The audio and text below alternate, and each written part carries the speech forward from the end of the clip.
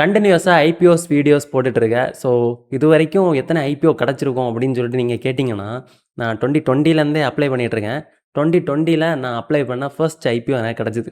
அதுக்கப்புறம் இதுவரைக்கும் என்னோட அக்கவுண்ட்ல ஒரு ஐபிஓ கூட வரல. என் ஒய்ஃபோட அக்கவுண்ட்ல ஒரு ஐபிஓ வந்துச்சு. ஸோ, டோட்டலா இதுவரைக்கும் 2 ஐபிஓ தான் எனக்கு கிடச்சிருக்கு. ரீசென்ட்டா நடுவுல நெறைய ஐபிஓஸ் வந்து நான் அப்ளை பண்ணல. So, because of various reasons. So, இப்போ வந்து கன்டினியூஸா எல்லாமே அப்ளை பண்ணிட்டு தான் இருக்கேன். ஸ்டில் எனக்கு வந்து கிடைக்கிற லக் இல்லாம இருக்கு. ஸோ, உங்களுக்கு எவ்வளோ ஐபிஓஸ் இதுவரையும் கிடச்சிருக்கு அப்படிங்கிறத ஃபர்ஸ்ட்டு கமெண்ட் பண்ணுங்க. அண்ட் இந்த ஐபிஓவோட டீட்டெயில்ஸ் இப்போ பார்த்துடலாம். So, extra net IPO. இப்போ இதோட ரிவ்யூவ பார்க்கலாம்.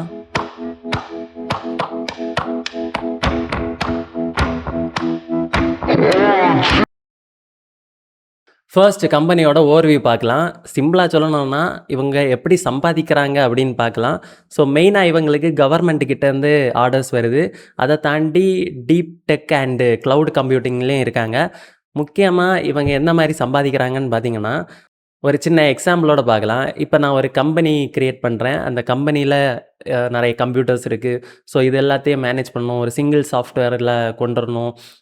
எல்லாத்தையும் சிங்க் பண்ணுற மாரி ஒரு டேட்டா வேணும். ஒரு கம்ப்யூட்டர்லேருந்து இன்னொரு கம்ப்யூட்டரில் டேட்டா ட்ரான்ஸ்ஃபர் பண்ணணும். ஸோ, இந்த மாரி நெறைய விஷயங்கள் இருக்கும் இல்லையா? ஸோ, ஒரு பெரிய கம்பெனியா இருக்கிறப்ப இது கண்டிப்பா கம்பல்சரியான விஷயம். ஏன்னா, அப்போ தான் ஒர்க் ஃப்ளோ ஈஸியா இருக்கும். ஸோ, இதுக்கு வந்து என்ன பண்ணுறாங்கன்னா, டேட்டா சென்டர்ஸ் மாரி, சர்வர்ஸ் மாரி எல்லாம் இவங்க ரெடி பண்ணி குடுக்குறாங்க. ஸோ, அந்த சர்வர்ஸ் ரெடி பண்ணாலும் அதை ரன் பண்ணணும்னா மெயின்டெனன்ஸ் காஸ்ட் வரும். ஸோ, அதுவுமே இவங்க சர்வீஸா ப்ரொவைட் பண்ணுறாங்க.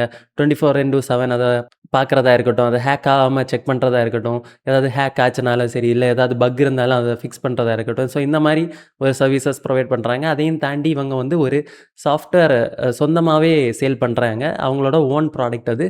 அதோட விஷயமும் நம்ம வீடியோக்குள்ளாடி பார்க்கலாம். ஸோ, இந்த கம்பெனியை பற்றி பார்க்கும்போது இவங்க வந்து போபால் பேஸ்டான ஐடி கம்பெனி தான். ஸோ, 2002ல் ஸ்டார்ட் பண்ணியிருக்காங்க. 2 டிகேட்ஸா இவங்க இந்த இண்டஸ்ட்ரியில இருக்காங்க. முதல்ல இவங்க ஹார்ட்வேர் கம்பெனியா தான் இருந்திருக்காங்க. அதுக்கப்புறம் கொஞ்சம் கொஞ்சமா சாஃப்ட்வேருக்கு வந்து எவால்வ் ஆயிருக்காங்க.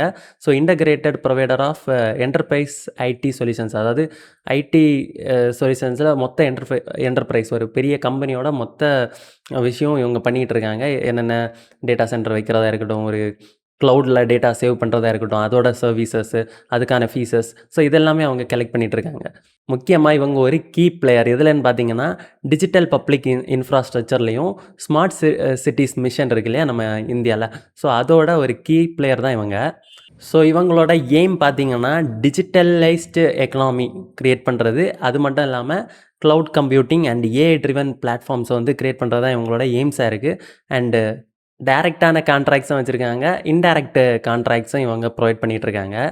முக்கியமா 3 விதத்தில இவங்க சம்பாதிக்கிறாங்க.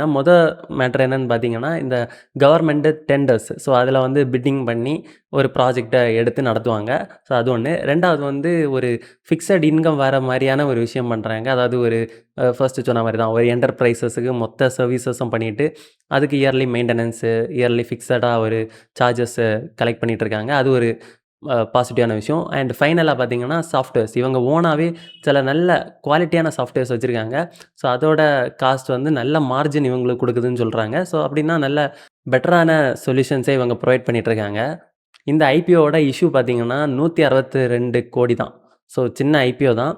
அண்டு ஃபுல்லாவே எல்லாமே ஃப்ரெஷ் இஷ்யூ. எந்த ஒரு ஆஃபர் ஃபார் சேலும் கிடையாது. ஓனர்ஸோ இருந்தாலும் சரி, ப்ரொமோட்டர்ஸா இருந்தாலும் சரி, எந்த ஒரு ஸ்டேக்குமே செல் பண்ணல. அதே மாரி பிரைஸ் பேண்ட் பார்த்தீங்கன்னா, ரூ. 120லேருந்து ரூ. 127 பெர் ஷேருக்கு வச்சிருக்காங்க. Face value 10 and lot size 110 ஓகேங்களா? ஜூலை 30 வந்து லிஸ்ட் ஆகும்னு எக்ஸ்பெக்ட் பண்ணிட்டுருக்கோம். அண்ட் இந்த ஐபிஓ வந்து 23 வந்து ஓப்பன் ஆகுது. ஸோ, இவங்களோட என்டர்பிரைசஸ் மூலமா 33% ரெவென்யூ உங்களுக்கு கிடைக்குது. அதில வந்து end to end ERP implementation பண்றாங்க. ஒரு டோட்டல் கம்பெனிக்குமே எல்லா சர்வீசஸும் ப்ரொவைட் பண்றாங்க. அதை தாண்டி குளோபலா இருக்கக்கூடிய ஓஇஎம்ஸை யூஸ் பண்ணி கம்பெனிக்கு ஐடி இன்டகிரேஷன் பண்ணிட்டு இருக்காங்க. ஸோ, இதுதான் மேஜர் ரெவென்யூவா இருக்கு. அதுக்கப்புறம் பார்த்தீங்கன்னா, மேனேஜ்டு சர்வீசஸ் மூலமா மல்டிபிள் ரெவென்யூஸ் வந்துட்டுருக்கு. அதாவது எஸ்ஓசிஸ் பண்ணுறதா இருக்கட்டும், கிரிட்டிக்கல் ஐடி சொல்யூஷன்ஸ் பண்ணுறதா இருக்கட்டும், அதே மாரி மானிட்டர் பண்ணுறதா இருக்கட்டும், 24 மணி நேரம் அந்த டேட்டாவை ஹேக் பண்ணாமல் பார்த்துக்கிறதா இருக்கட்டும். ஸோ, இது எல்லாமே அவங்க மல்டிபிள் சேனல்ஸ் வழியா பண்ணுறதுனால அதோட டோட்டல் ரெவென்யூ பார்த்தீங்கன்னா 40% மேலேயே வருது. ஓகேங்களா? அண்ட் ரிமைனிங் பார்த்தீங்கன்னா, அவங்களோட own softwares like extra trust and synergy இப்படிங்கிற மாரி அவங்க ஓன் சாஃப்ட்வேர்ஸ் ப்ரொவைட் பண்ணுறனால அது மூலமாகவும் நல்ல ரிட்டர்ன்ஸ் பார்க்குறாங்க.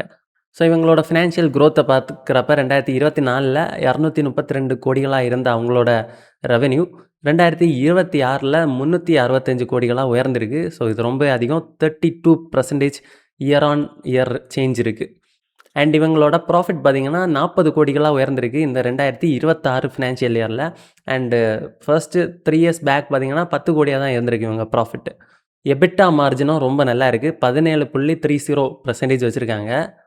இந்த ஐபிஓ எதுக்காக வராங்கன்னு பார்த்தீங்கன்னா, ஃபண்டிங் ஒர்க்கிங் கேபிட்டல். அதாவது ஆப்ரேட்டிங் காஸ்ட்டுன்னு ப்ரீவியஸ் ஐபிஓஸ்ல எல்லாம் நம்ம பேசியிருப்போம்ல, அதுதான். அதாவது அவங்க ஒரு ப்ராஜெக்ட் பண்ணுறாங்கன்னு வச்சுக்கோங்களேன், அதுவும் கவர்மெண்ட்டுக்கு பண்ணுறாங்கன்னா, இனிஷியலி அவங்களுக்கு உடனே அதுக்கான காஸ்ட் வராது. அவங்க வந்து ப்ராஜெக்ட் பண்ணி கொடுத்து, அதை ரிவ்யூ ஆகி, அது பியூரோக்ரேட்ஸ் வந்து அப்ரூவ் பண்ணி வித்தின் 150 ஆர் to 10 டேஸ், அதாவது கிட்டத்தட்ட ஒரு வருஷம் அவங்க வெயிட் பண்ண வேண்டியிருக்கும் அவங்க பண்ண ப்ராஜெக்ட்டுக்கான காஸ்ட்டை வாங்குறதுக்கு. ஸோ அந்த டைமுக்குள்ளாடி அவங்களோட எம்ப்ளாயீஸு சேலரி பே பண்ணணும், அவங்களோட ஹார்ட்வேர்ஸுக்கு ரினிவல்ஸ், ஸோ இப்படி நிறைய விஷயங்கள் இருக்கும் இல்லையா, வாங்கணும், சாஃப்ட்வேர்ஸ் ரினிவல்ஸ். ஸோ இந்த மாதிரி விஷயங்களுக்கெல்லாம் அவங்க வேறு வெளியிலேருந்து கடன் வாங்கி பண்ணுற மாதிரி தான் இருக்கும். ஸோ அதனால் இப்போ அந்த கேப்பை ஃபில் பண்ணுறதுக்காக அதில் பெரும்பாலும் இந்த ஐபிஓக்கு அவங்க வர பெரும்பாலான காசை பார்த்திங்கன்னா இந்த ஃபண்டிங்காக அவங்க யூஸ் பண்ண போகிறாங்க. அதாவது 102 கோடிகள். அண்டு டெப்ட்டு ரீப்ளேஸ்மெண்ட்டுக்கு 20 கோடி யூஸ் பண்ண போகிறாங்க. கடனை 20 கோடி வச்சு அடைக்க போகிறாங்க. இது ஒரு நல்ல விஷயம். ஏன்னா இந்த கம்பெனி வந்து அகைன் இனி ப்ராஃபிட் ஜென்ரேட் பண்ணுறப்ப அதுலேருந்து இன்ட்ரெஸ்ட் பே பண்ணிகிட்டு இருக்காம டெப்ட்டை அடைக்கிறது மூலமாக அவங்க டைரெக்டாக அதை அவங்க ப்ராஃபிட் மார்ஜினில் இன்க்ரீஸ் பண்ணிகிட்டே வரலாம். அதுக்கப்புறம் 8 கோடியை வந்து கேபிட்டல் எக்ஸ்பெண்டிச்சராக பண்ணுறாங்க. அதாவது ஒரு லேண்டு 4 ஏக்கருக்கு வாங்குறாங்க. அங்கே வந்து பெரிய ஐடி பார்க் பில்டு பண்ணுறாங்க. அது எங்கன்னு பார்த்தீங்கன்னா போபாலில். அங்கே தான் ஹை கெப்பாசிட்டி சர்வர்ஸ் அண்டு ஃபயர்வால்ஸை க்ரியேட் பண்ணுறாங்க. ஸோ ரிமைனிங் அமௌண்ட் பார்த்தீங்கன்னா ஜென்ரல் கார்ப்பரேட் பர்பஸஸ்ன்னு சொல்லியிருக்காங்க. அதாவது ஏதாவது சேலரிஸ் கொடுக்குறதா இருக்கட்டும், மார்க்கெட்டிங் பண்ணுறதா இருக்கட்டும், பிராண்ட் க்ரியேட் பண்ணுறதா இருக்கட்டும், ஸோ இந்த மாதிரி விஷயங்களுக்கு மிச்ச பணத்தை யூஸ் பண்ணுறோன்னு சொல்கிறாங்க. ஸோ இந்த கம்பெனியோட வேல்யூவேஷன் பற்றி பார்க்கும்போது இவங்க பியர்ஸை கம்பேர் பண்ணும்போது ரொம்ப சூப்பரான வேல்யூவேஷனில் வந்திருக்காங்க. ஏன்னா மற்ற கம்பெனியெல்லாம் பாருங்கள் 63 டைம்ஸ் அதிகம், 35 டைம்ஸ், 20 டைம்ஸ் இந்த மாதிரி இருக்குது. இவங்க 16 டைம்ஸ் அதிகமாக தான் வராங்க. அதுவும் இல்லாமல் இவங்களோட ரிட்டர்ன் ஆன் நெட் ஒர்த்து பார்த்திங்கன்னா 29%, அதாவது 30% கிட்டே இருக்குது. மற்ற கம்பெனிஸ் பியர்ஸை கம்பேர் பண்ணுறப்ப கிட்டத்தட்ட 6 to 9% அதிகமாக தான் இவங்க ரிட்டர்ன் ஆன் நெட்ஒர்த்தாக இருக்காங்க. இருந்தாலும் அவங்க அந்த ப்ரைஸ் பேண்டுங்கிறது ரொம்ப கம்மியாக இருக்கிறதுனால ரொம்ப நல்ல அட்ராக்டிவான ப்ரைஸில் தான் வராங்க. ஸோ இந்த கம்பெனியோட மேஜர் ரிஸ்க்கை பார்த்தீங்கன்னா கிளைண்ட் கான்சன்ட்ரேஷன். அது என்னென்னா வெறும் 10 கிளைண்ட் தான் 86.72% இவங்களுக்கு கான்ட்ரிபியூட் பண்ணுறாங்க. ஸோ இது இவங்க மேஜர் ட்ராபேக் தான். ஏன்னா சப்போஸ் இதில் 2 கஸ்டமர் கலந்துட்டு போனாலும் இவங்களுக்கு பெருசாக வந்து ப்ராஃபிட் வர்றதுக்கு வாய்ப்பில்லை, ரெவென்யூ வர்றதுக்கும் வாய்ப்பில்லை.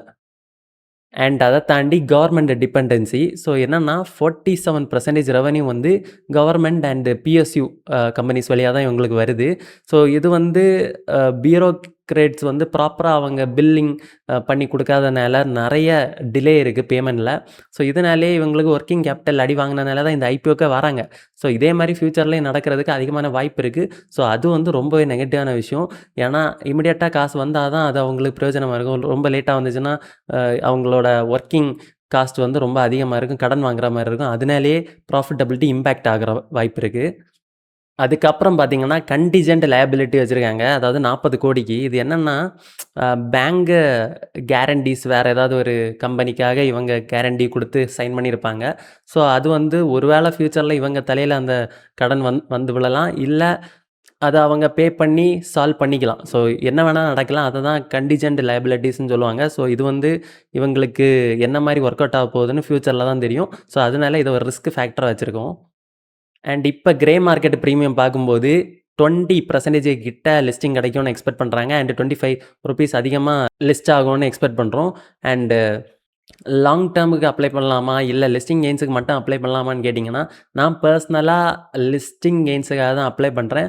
லாங் டேர்முக்கும் ஒரு நல்ல ஜெம் தான். இது வந்து வெறும் ஒரு 150 கோடிக்கான ஐபிஓ தான் வராங்க. கம்பெனியோட வேல்யூவேஷனும் ரொம்ப பெரிய ஐடி கம்பெனிஸுக்கு அளவுக்கு போட்டி போடுற அளவுக்கு இல்ல தான். பட் இருந்தாலும் ஃபியூச்சர்ல நல்ல குரோத் குடுக்கலாம். நல்ல இதுக்கு முன்னாடி இருந்த ஸ்மால் கேப்ஸ் தான் இப்போ லார்ஜ் கேப்ஸா இருக்கும். அதே மாரி இதுவும் ஒரு பெரிய கம்பெனியா வளரலாம். பட் ரிஸ்க் ஃபேக்டர்ஸ் ரொம்ப அதிகமா இருக்கு. ஒரு மல்டிபிள் கிளையண்ட்ஸ் இன்னும் அக்வயர் பண்ண வேண்டியது இருக்கு. கவர்மெண்ட் ப்ராஜெக்ட்ஸ்ட்ட சீக்கிரமா அவங்க ரிட்டர்ன்ஸ் வாங்க வேண்டியது இருக்கு. ஸோ இந்த மாரி ரிஸ்க் இருக்கிறதுனால, நான் வந்து இப்போதைக்கு லிஸ்டிங் கெயின்ஸ்க்காக அப்ளை பண்றேன். அண்ட் ஃபியூச்சர்ல பார்த்துட்டு நம்ம முடிவு எடுக்கலாம். ஏன்னா ரொம்ப அட்ராக்டிவா தான் இருக்கு. கம்மியான பிரைசிங்ல தான் வராங்க. முதல்ல ஐபிஓ கிடைக்கணும்.